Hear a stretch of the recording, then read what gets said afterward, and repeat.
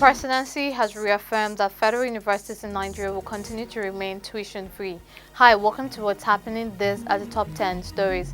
At number 1, the presidency has reaffirmed that federal universities in Nigeria will continue to remain tuition-free. Despite recent increases in ancillary fees at several universities across the nation, the government clarified that these fees do not affect the tuition cost. Recall that 5 days ago, federal unity colleges raised their school fees for new students from 45,000 naira to 100,000 naira. However, the presidency clarified that these changes pertain to ancillary fees and not tuition. At number 2, the Nigerian Bar Association has strongly condemned the clash between operatives of the Department of State Services and personnel of the Nigerian Correctional Service over the custody of the suspended Central Bank Governor Godwin Emefiele. The DSS have brought Emefiele before the Federal High Court in Lagos on charges of illegal possession of arms and ammunition, but the court granted him bail in the sum of 20 million naira. However, a conflict between the two government agencies ensued during the transfer of custody, calling on both agencies to take disciplinary actions against their personnel. The NBA President Yakubu Michael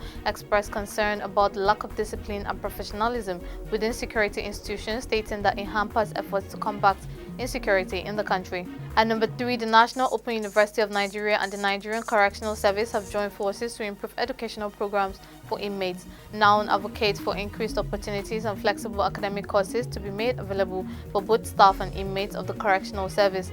According to the coordinator of the NCOS NOUN Special Studies Center, Controller of Corrections Francis Enobore, holders of national diplomas with lower credits will now be able to study the course of their choice at NOUN. Moreover, those with higher national diplomas seeking fresh admission will be directly admitted into the third year of their chosen courses. At number 4, the Nigerian Association of Resident Doctors has begun an indefinite strike. The major demands of the resident doctors include immediate payment of the 2023 Medical Residency Training Fund, release of the circular on one-for-one replacement, and payment of skipping arrears. Additionally, they demand the reversal of downgrading their membership certificates by the Medical and Dental Council of Nigeria.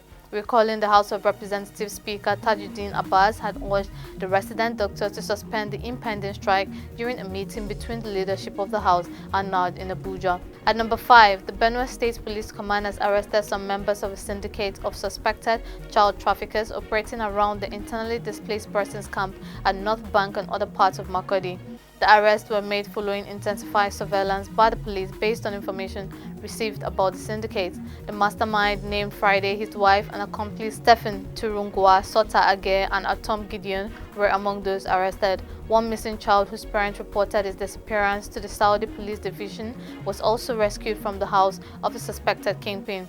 At number 6, the Enugu state government has indefinitely shut down the Ugbete main market after clashes with traders protesting the market's closure on Monday. During the protest, security operatives reportedly killed 2 traders and several others were injured. Governor Peter Mbah-led government justified the sealing of private businesses, stating that the sealed businesses would remain closed for 1 week. Business owners must provide their current tax clearance certificates and other relevant revenue documents at the end of 1 week for government to review and consider their formal request for reopening. Otherwise, the businesses will be auctioned or permanently forfeited to the state government. The police confirmed the protest over the market's closure and sealing of businesses by the government.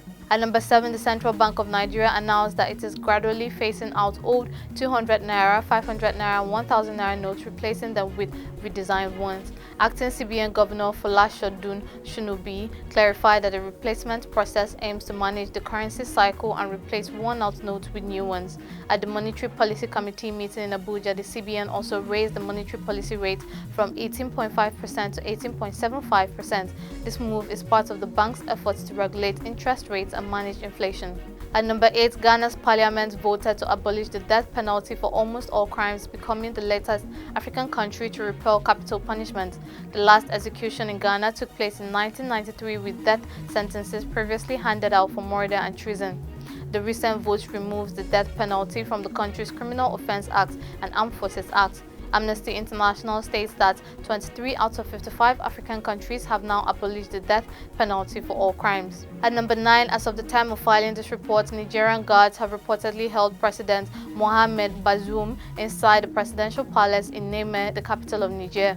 The presidential guards have surrounded the palace with military vehicles since Wednesday morning, resulting in blocked access to ministries near the palace.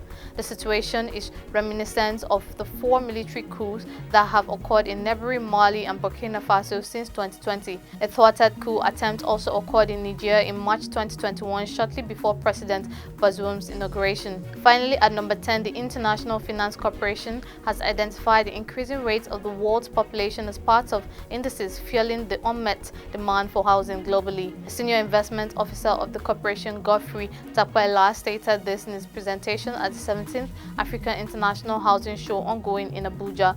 According to him, he explained that IFC has invested $1.4 billion in 57 housing projects in over 14 countries to help increase the supply of affordable and quality housing so that more low and middle income households become homeowners. That's all for today. See you next time on What's Happening.